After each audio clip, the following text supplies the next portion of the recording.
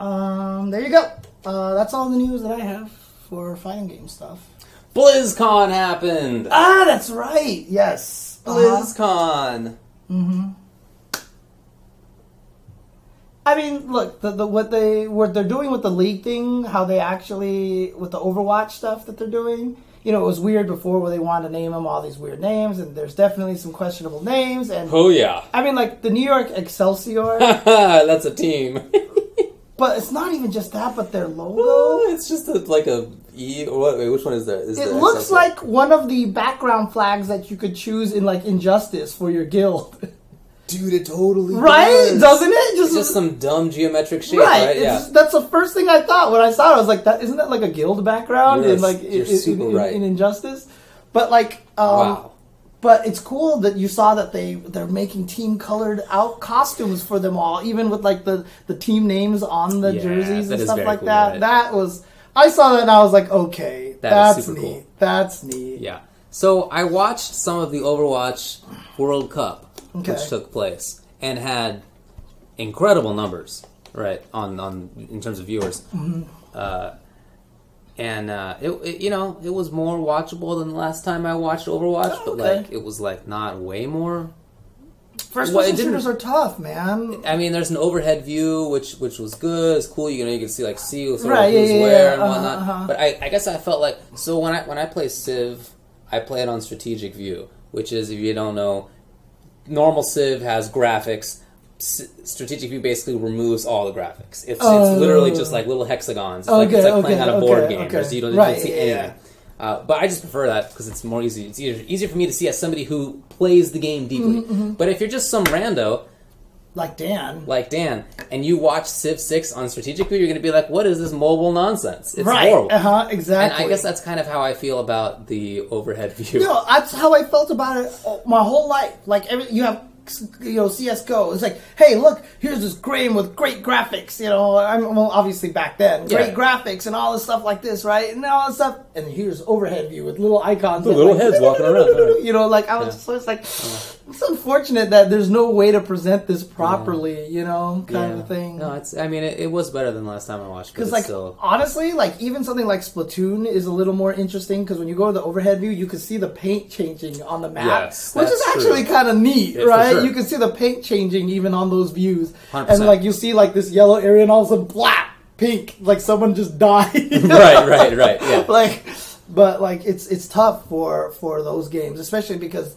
Obviously, when you go inside a building, what's inside the building is and there are 3D stages, of course. Yeah, and so it's maps. Yeah, exactly. But anyway, it had gigantic viewership, so that's great. I mean, I hope that does well. I mean, I know a couple weeks ago, I guess, I basically talked about how it may fail so horribly that everybody's dead in esports. So, of course, I hope that doesn't happen. And the fact that viewership was good for World Cup. That's a good sign. Okay.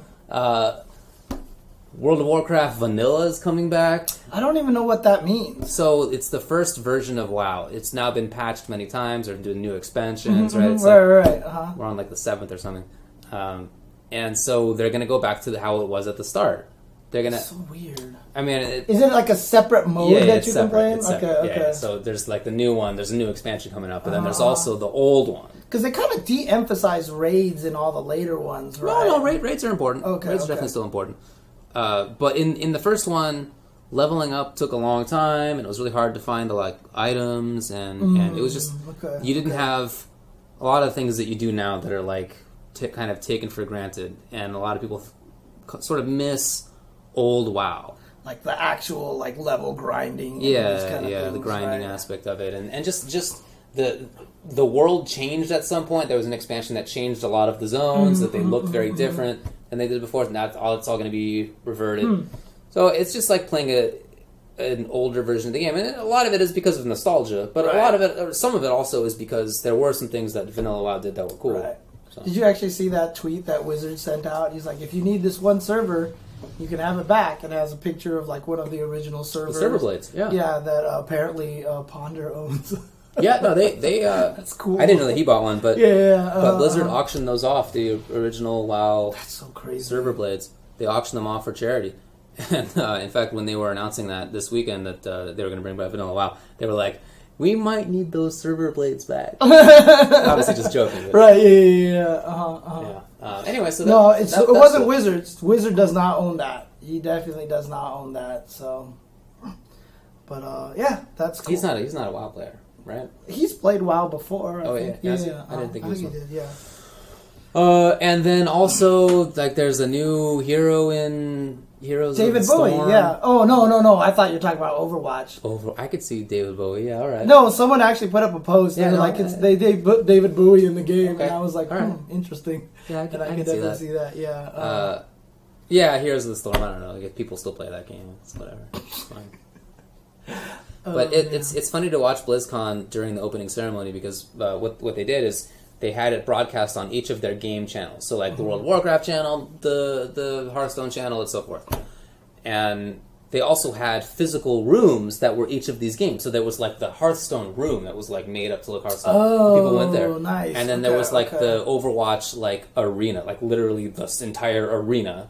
And then there was one for WoW, this big old ballroom. Like, I don't know how many people were there. I haven't actually looked up the numbers, but it was a ton of people. Well, did you also see, like, the League of Legends happen this weekend, right? Championships that happened in China. Yeah. And they had that picture of the stadium with just, like it's. The I swear it looked like it was, like, half of China was there, dude. That's their big Olympic stadium. But they also, like, lit up the Great Wall of China. They sure did. Like, blue and red and stuff like that. And now, you know why IOC wants to get into esports. Yeah, exactly. Dollars. All right, I see. And it's funny, too, because I saw Chris Seglia was talking about BlizzCon. He's like, man, they have really set a precedent for production value. And I was like, sure, give us that money. I'm sure we can do that. Because people don't know that the FGC is still doing everything on like shoestring budgets compared to all these other things, man. Definitely. It's like it's not even comparable. Like definitely the fact that Evo is an expensive event to put on, obviously, but it's like nowhere on the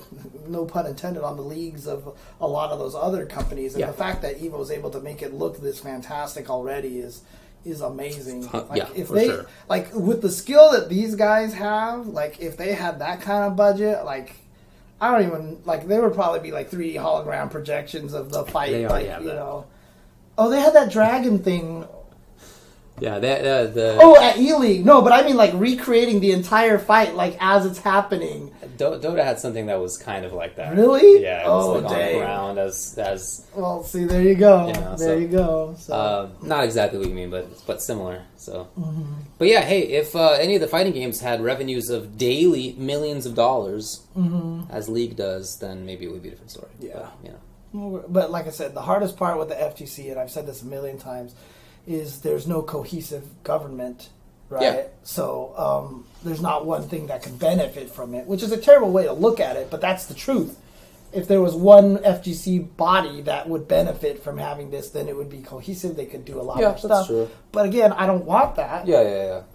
I just don't want that because then you would kick some games to the curb, and I just don't want that to happen, right? I think it is up to the communities. I like the fact that the communities are the ones putting in the work to support their game. 100% agree with you. Yeah, I had a conversation this past weekend at the old television studio about fighting games in 2018, and what's the future? And I said that if things keep going more or less like how they have been going, then I'll be happy. And the person said, well, viewership is down for some games. Doesn't that give you concern? And it really does not. It doesn't bother me. Maybe for those particular games, that's a bad sign. Right. But that's not, like, we're amortized among different fighting games, right? Like, if, Guilty Gear, nobody ever plays it or watches it again, that sucks for Gear players, but, like, many of them could also play other games and probably would. And same with Street Fighter and Tekken and whatever. Well, maybe not Tekken, but you know what I mean. Yeah. So I'm fine with the continued progress of what we're doing because it's community oriented. That's what matters to me. The views will come if the community's there. Views can also come if there's no community. Right. But if the community's there, then views will come. Right. There is definitely that is a for sure.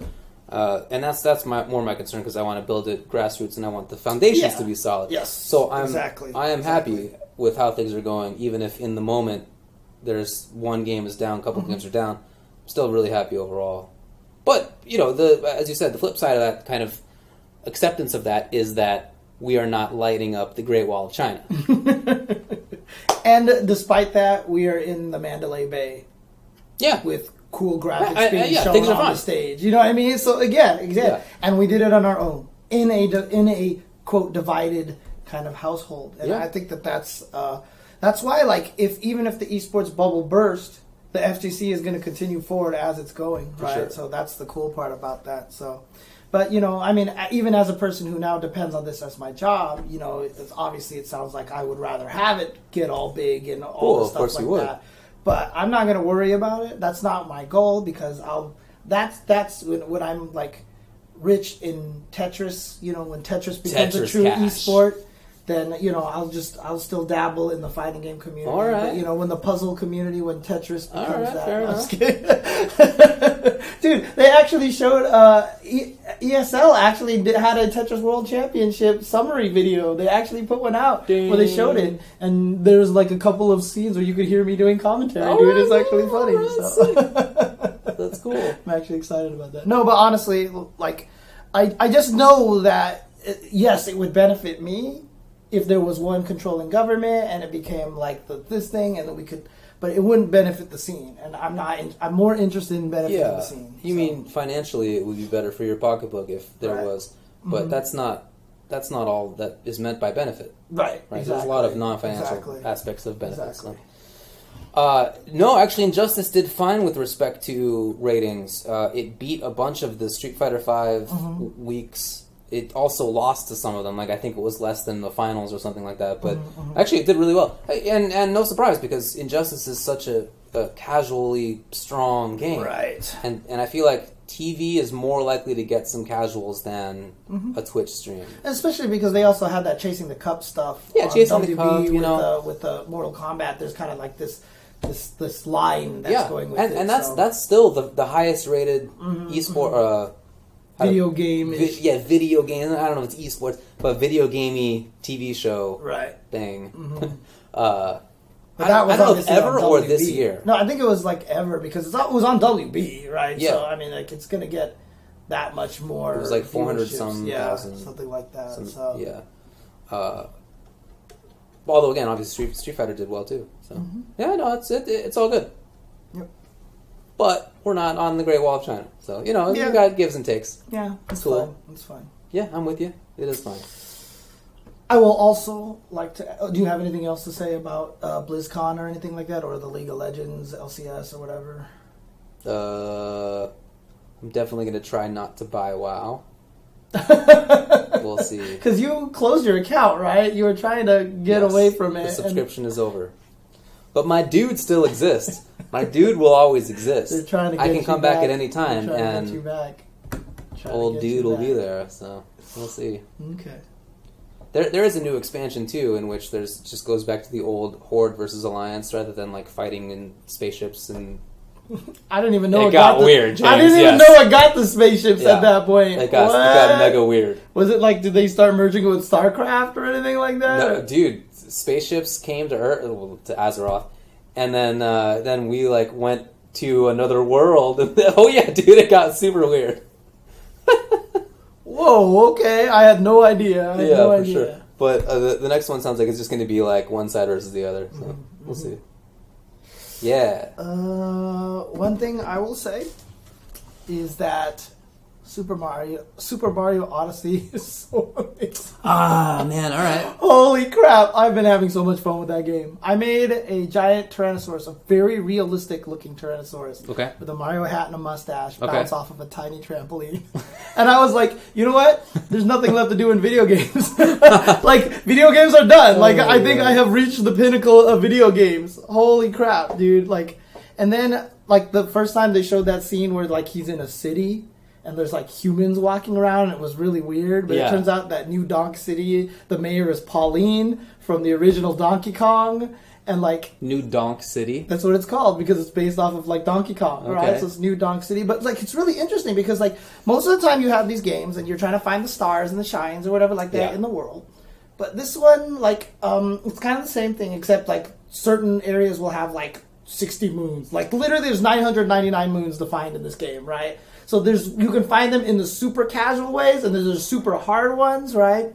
But every time you've done it, it's always like, here's this world, dodge the Goombas, whatever. Dude, after you beat the main storyline of New Donk City, the city is just there. There's not a single bad guy there. And all you do is jump around, and you get to jump around all the buildings. You get to go in alleyways and spring around buildings. Cool. They have like an Empire State Building kind of building that you can make it all the way to the top if you wanted to. And all this, and there's no bad guys. It's just literally explore the city and try to find everything. And it's like fantastic. That sounds really cool. And it happens, and then you do this thing, and then you get this festival. And the festival is like this total homage to the old school stuff. Pauline sings a song as the mayor of the city.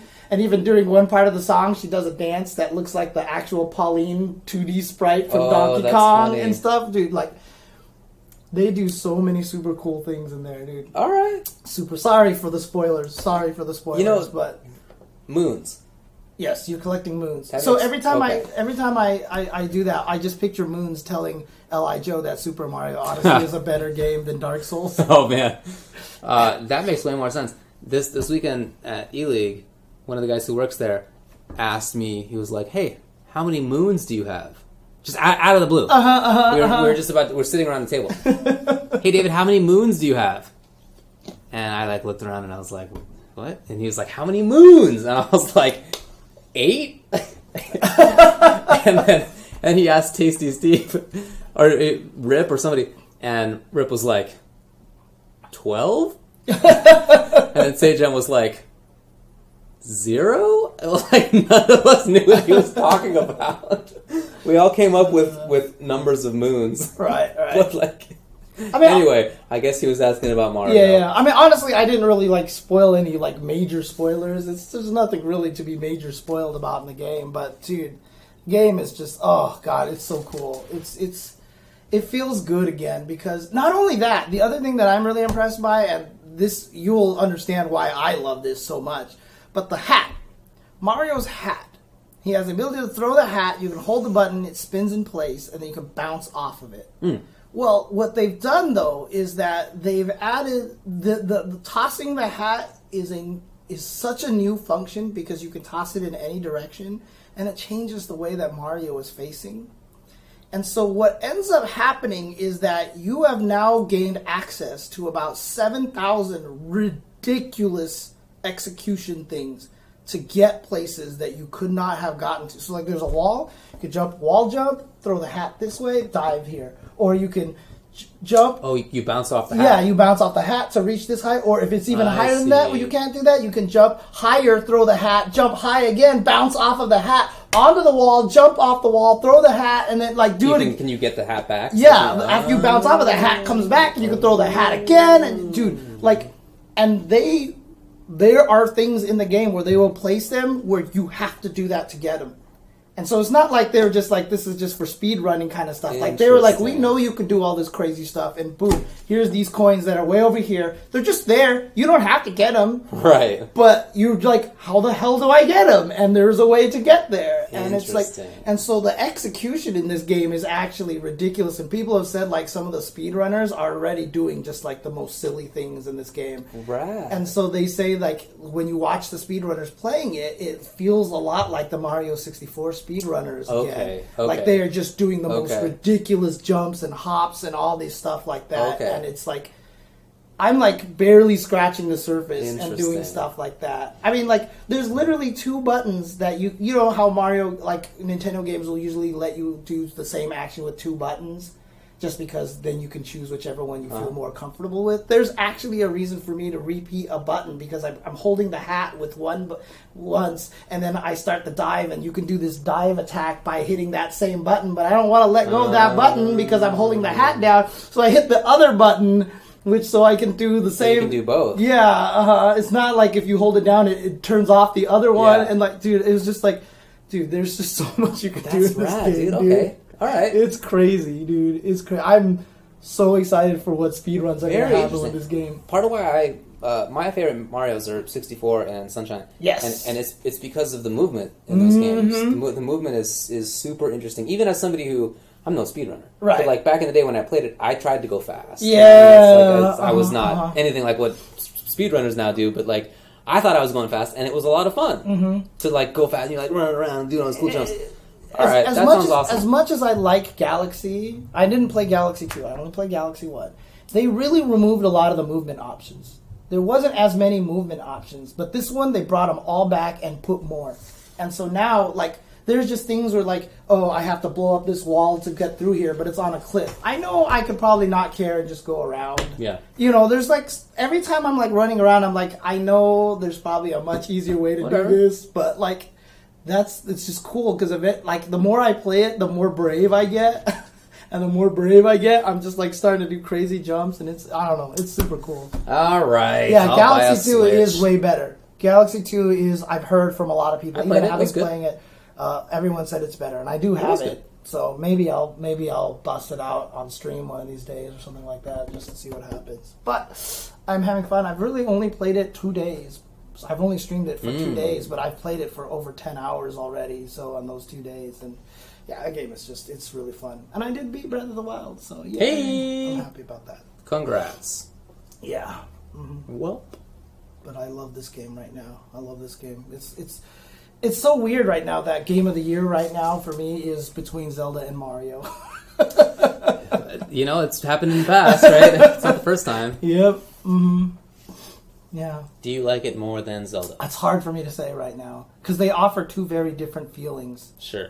And you know what the weird thing about it? I was asking this on stream too, but like that genre of game, this Mario genre of game where they give you a world and you just run around looking for shine stars, moons, whatever it is.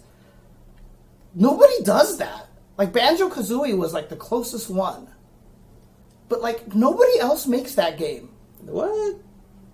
That can't be right. It's weird. Like I was trying to think of another one, but I can't think of anything else. Like Nintendo is like the only company that makes that game where you have a world and you just find things in random nooks and crannies and they hide things everywhere like that. I feel like that's a lot of games. Right? I feel like that's what it is. But most of them are like Metroidvania-ish, you know, or like Dark Souls is more like continuous world kind of thing.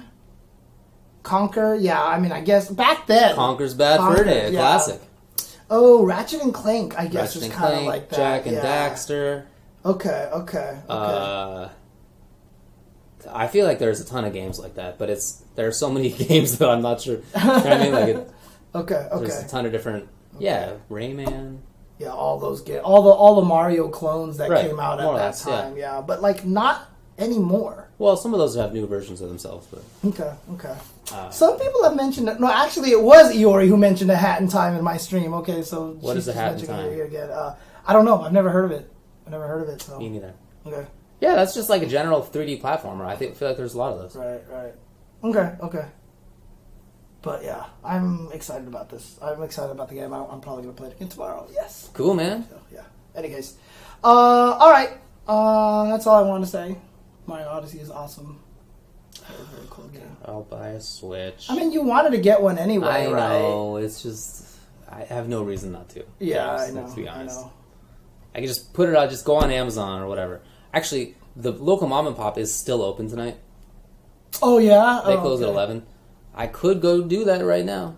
I mean, I'm not gonna. You don't I mean, I'm not gonna. You don't have to. But, like, I'm probably also not gonna go home and do it on Amazon either, so. Right. But one of these days I'll get it. Yeah, it's fine. It's fine. I'll just keep... Dude, everybody on my stream has been like... And even on Twitter, they're always just like, damn it, James, I don't want to buy a Switch. But you're, like, making me want to buy a Switch, dude. Man. So... Nintendo needs to hire me because I'm shilling for Nintendo now. Man. You are not only that, but also classic Nintendo, Tetris. Yeah, I've been shilling for classic Mr. Nintendo over there. Exactly, dude. I've always been a Nintendo fanboy, though. I always have to preface that. Everyone's like, James, is the Switch worth it? And I'm like, dude, okay, I just have to let you know that I'm the biggest, most ridiculous Nintendo fanboy. And so I'm going to say yes. I think objectively it's a great system, but understand, this is my point of view. So I've always been a Nintendo fanboy. No, I don't go to World 8. I go to another one. I just went to World 8. Yeah. I just went there for the first time and hung out with them. That's where I sent my Xbox One to be fixed. Ah, yeah. But the problem was it can't be fixed. The motherboard is just dead, and they said it would cost too much, so the best option they could do is they could buy my old Xbox One, sell me a used one, basically, and just go from there. But they would not pay much. You wouldn't get much money for it. Well, I would get a decent. I would get store credit. So they gave me a decent amount of store credit, but I didn't go with that, unfortunately. But I felt bad because I left my Xbox there for like 3 weeks because I was traveling a bunch of stuff. So I bought a couple of amiibos while I was there. That's too. Cool, man. But the store is really cool. It is. Yeah. The store is really cool. So for sure, definitely check that out. And, yeah, they have nice people hanging out with them, chatting with all the workers and everything like that. For sure. Yeah. I've been there as well. And they even had like a tournament there. They said that's where SacTap first started playing Marvel and stuff like that. You know, I know they have card game tournaments. That's where he got his nickname from. Was apparently at a World A tournament. So yeah.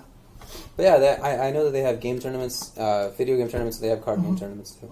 A lot of old school stuff too. Yeah. They have a lot of the old Nintendo 64, the old Nintendo games that you can buy, etc., etc. So there you go. Okay, well we should probably skedaddle. Yes. Okay. Check out ELEAGUE this Friday. It will be at 10 p.m. Eastern Time on twitch.tv/ELEAGUE-TV, and I guess also TBS on the television. That's right. Also, Sunday will be the Tekken World Tour Championship. And if you can't make it there, obviously it's going to be on twitch.tv/Tekken. Makes sense. That will be at 1 p.m. Pacific Time. And that was it for this weekend, I believe? I believe so. Alrighty, cool. Well, have a good one, everybody. Alright, peace out. Hang on a second.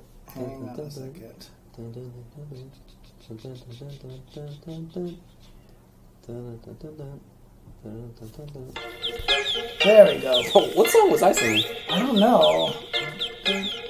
I don't remember.